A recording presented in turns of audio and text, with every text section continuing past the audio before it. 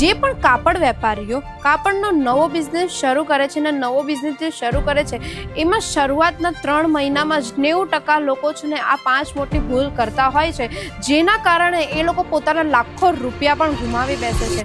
જો કુર્તીનો નવો બિઝનેસ કરવાનું વિચારી રહ્યા છો તો કુર્તીમાં કેવી પેટર્ન ચાલે છે, કેવું ફેબ્રિક ચાલે છે, 3 પીસ કુર્તી ચાલે છે, 2 પીસ કુર્તી ચાલે છે કે કોટ સેટના કલેક્શન્સ ચાલે છે, એ બધું તમારે માર્કેટ રિસર્ચ કરવું પડે. પછી વાત કરું કસ્ટમરની ડિમાન્ડ. માર્કેટ રિસર્ચ કર્યા પછી જે કસ્ટમરની ડિમાન્ડ છે એને ધ્યાનમાં રાખો.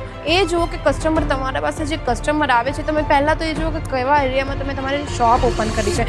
તો ઘણા લોકો પહેલાં તો એવું કરતા હોય ને કે ફિક્સ રેટ ના મૂકતા હોય. ફિક્સ રેટ મૂકવાનું કેમ કહું છું? કારણ કે તમારી પાસે તમે જે ક્વોલિટી લેતા હો ને તમે જે પણ માલ લાવો છો એની ક્વોલિટી A1 રહેવાની છે, A1 નંબરની ક્વોલિટી રહેવાની છે. એટલે ફિક્સ રેટ હંમેશા રાખો અને સાથે સાથે એવું માર્જિન તમે સેટ કરો જેમાં તમે સારી રીતે નફો કમાવી શકો છો. ખોટી રીતે માર્જિન સેટ કરીને નફો કમાશો તો બિલકુલ પણ તમે નફો નથી કમાવી શકો અને સાથે સાથે તમારા ગ્રાહક પણ તૂટી જશે. તમારા ગ્રાહક બીજી વાર તમારી શોપમાં આવશે જ નહીં. જય શ્રી કૃષ્ણ મારા ભાઈઓ અને બહેનો, તમારું ફરી એકવાર સ્વાગત કરું છું અજમેરા ફેશનના ગુજરાતી યુટ્યુબ ચેનલ પર. ને કેમ છો તમે બધા? આશા કરું છું કે તમે બધા સારા જ હશો. શું તમે પણ કાપડનો નવો બિઝનેસ કરવા જઈ રહ્યા છો અને કાપડનો નવો બિઝનેસ કરો છો તો તમે પણ આ મોટી ભૂલો કરો છો. જે પણ કાપડ વેપારીઓ કાપડનો નવો બિઝનેસ શરૂ કરે છે ને નવો બિઝનેસ જે શરૂ કરે છે એમાં શરૂઆતના 3 મહિનામાં જ 90% લોકો છે ને આ 5 મોટી ભૂલ કરતા હોય છે, જેના કારણે એ લોકો પોતાના લાખો રૂપિયા પણ ગુમાવી બેસે છે. તો તમારા જે કિંમતી પૈસા છે, જે કિંમતી રૂપિયા છે એ તમારા ડૂબી ન જાય એના માટેનો જ ખાસ કરીને આ વિડીયો રહેવાનો છે. તો વિડીયો અંત સુધી જરૂર જોજો, સ્કીપ બિલકુલ ના કરતા. કારણ કે તમે કાપડનો નવો બિઝનેસ કરવા જઈ રહ્યા છો, તમને ખ્યાલ નથી આવતો કે એમાં તમે કઈ ભૂલો કરો છો અથવા તો ઓલરેડી બિઝનેસ કરો જ છો પણ એમાં પણ તમારાથી કોઈ ભૂલો થતી હશે. તો ખાસ કરીને એના માટે જ આ વિડીયો રહેવાનો છે. તો વિડીયો છેલ્લે સુધી જરૂર જોજો, વિડીયો બિલકુલ પણ મિસ ના કરતા. તો વાત કરીએ આપણે પહેલા ભૂલની, કે ગ્રાહકની ડિમાન્ડ જાણ્યા વગર જ અથવા તો માર્કેટ રિસર્ચ કર્યા વગર જ તમે સ્ટોક ખરીદવા નીકળી જાઓ છો.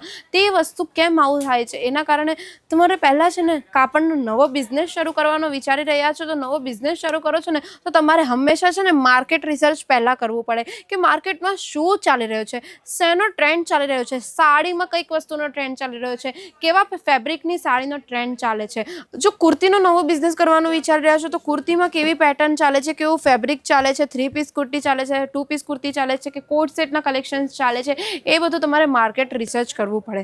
પછી વાત કરું કસ્ટમરની ડિમાન્ડ. માર્કેટ રિસર્ચ કર્યા પછી જે કસ્ટમરની ડિમાન્ડ છે એને ધ્યાનમાં રાખો. એ જુઓ કે કસ્ટમર તમારા પાસે જે કસ્ટમર આવે છે, તમે પહેલાં તો એ જુઓ કે કેવા એરિયામાં તમે તમારી શોપ ઓપન કરી છે અને ત્યારબાદ તમારા પાસે ત્યાં કેવા કસ્ટમર આવે છે તો એ કસ્ટમરની ડિમાન્ડને મૂકીને પછી તમે સ્ટોક ખરીદો. વાત કરીએ આપણે ભૂલ નંબર 2. ભૂલ નંબર 2 એટલે કે તમારું જેટલું પણ બજેટ રહેવાનું છે આખું સ્ટોક ખરીદવામાં તમે આખું બજેટ ના વેસ્ટ કરી દો.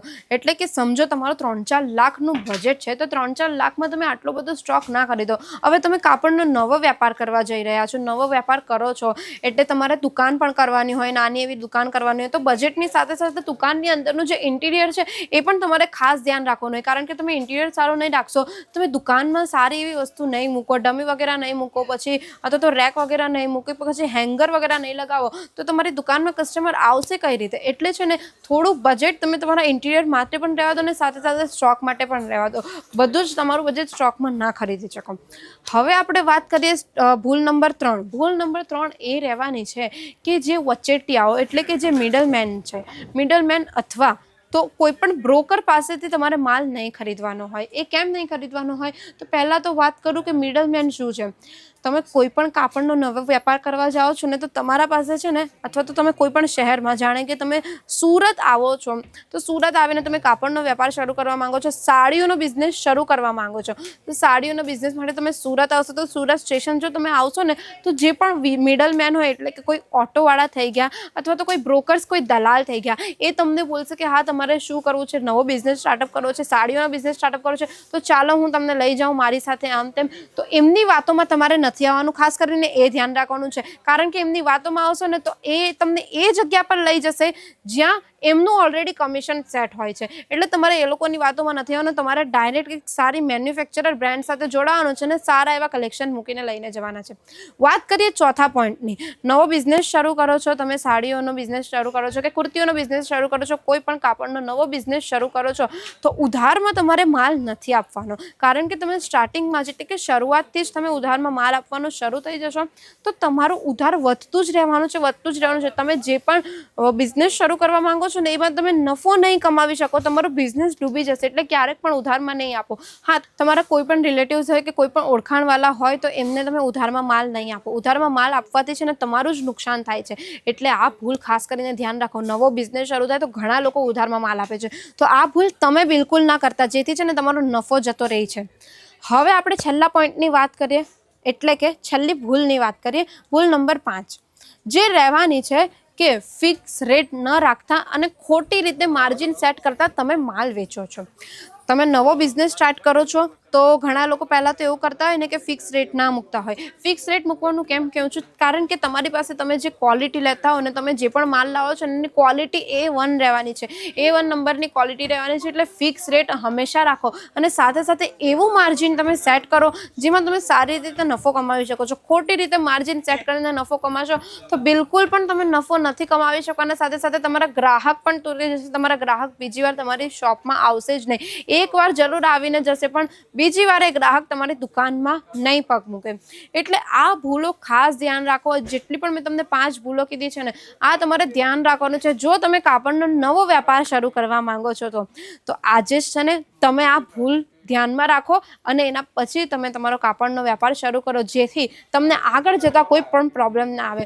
જો હજુ પણ તમારા મનમાં કોઈ પ્રશ્ન રહી ગયો હોય, કોઈ પ્રોબ્લેમ રહી ગઈ હોય તો તમે મને કમેન્ટમાં કહી દો. તમારા એ પ્રશ્ન પર નેક્સ્ટ વિડીયો હું બનાવી આપીશ, તમને સોલ્યુશન આપીશ કે તમે તમારા બિઝનેસમાં કઈ રીતે આગળ વધવું છે, કઈ રીતે તમને તમારા કસ્ટમર વધારવા છે અને તમારા બિઝનેસને એક નવી ઊંચાઈઓ પર લઈ જવું છે. તો હવે જેમ મેં તમને વાત કીધી કે કાપડનો નવો બિઝનેસ શરૂ કરવા માંગો છો, સારા બ્રાન્ડ સાથે જોડાવું છે, તો કોની સાથે જોડાશો તમે? તો તમારે જોડાવાનું છે અજમેરા ફેશન સાથે. કારણ કે અજમેરા ફેશન એ નંબર 1 ટેક્સટાઇલ બ્રાન્ડ છે, જેની સાથે જોડાઈને તમે બધા કલેક્શન ફેક્ટરી રેટ પર લઈ શકો છો. એની સાથે જોડાવાથી વચ્ચે કોઈ પણ મિડલમેન નથી રહેવાનો અને સાથે સાથે કોઈ પણ દલાલ નથી રહેવાનો, જેથી તમને બધા જ કલેક્શન ફેક્ટરી રેટ પર મળી જાય છે. અને જો તમે કોઈ દલાલ સાથે જોડાઓ તો તમારું કમિશન એમાં જતું રહે છે, પણ અજમેરા ફેશન સાથે જોડાઓ તો તમારું કમિશન પણ નથી જવાનું. સાથે સાથે તમને ક્વોલિટી સારી મળે છે, રેન્જ પણ સારી મળે છે અને તમને જોઈએ એટલો સ્ટોક મળી જવાનો છે. એટલે કે જથ્થાબંધ સ્ટોક મળી જવાનો છે. આ રીતે સાડીઓના આપણા પાસે હેવી કલેક્શન પણ છે, પ્રીમિયમ સાડીઓના કલેક્શન પણ છે. અને આ તમે ડમીમાં પણ લાગેલા જોઈ શકો છો પીસ, એકદમ હેવી કલેક્શન આપણી પાસે રહેવાના છે. તો આ બધા હેવી કલેક્શન તમને તમારી શોપ માટે જોઈતા હોય, નવો બિઝનેસ શરૂ કરવા માંગો છો અને ત્યાં માટે તમને આવા કલેક્શન જોઈએ છે તો તમારે આવવાનું રહેશે, અજમેરા ફેશન સાથે જોડાવાનું રહેશે. સ્ક્રીન પર નંબર આપ્યો છે, તમે આજે જ કોન્ટેક્ટ કરી શકો છો અને અજમેરા ફેશન સાથે જોડાઈ શકો છો. અથવા તો નવો બિઝનેસ શરૂ કરો છો તો એકવાર અજમેરા ફેશન આવીને વિઝિટ જરૂર કરો, જેથી તમને ખ્યાલ આવે કે અહીંયા કેવી રેન્જ મળે છે ને કેવી ક્વોલિટી મળે છે. જો તમને મારો આ વિડીયો ગમ્યો હોય તો મારો વિડીયો લાઇક કરી દેજો. અને નવો બિઝનેસ શરૂ કરો છો તો આ 5 ભૂલ ખાસ કરીને ધ્યાન રાખજો. અને જે પણ નવો બિઝનેસ શરૂ કરવા માંગે છે કાપડનો, એમને આ વિડીયો પણ શેર કરી દેજો. અને મારી ચેનલ પર નવા હો તો ચેનલ સબસ્ક્રાઇબ કરવાનું બિલકુલ ના ભૂલતા, સાથે સાથે બેલ આઇકન પણ પ્રેસ કરી દેજો. તો મળીએ આપણે નેક્સ્ટ વિડીયોમાં. ત્યાં સુધી ધ્યાન રાખો. જય શ્રી કૃષ્ણ.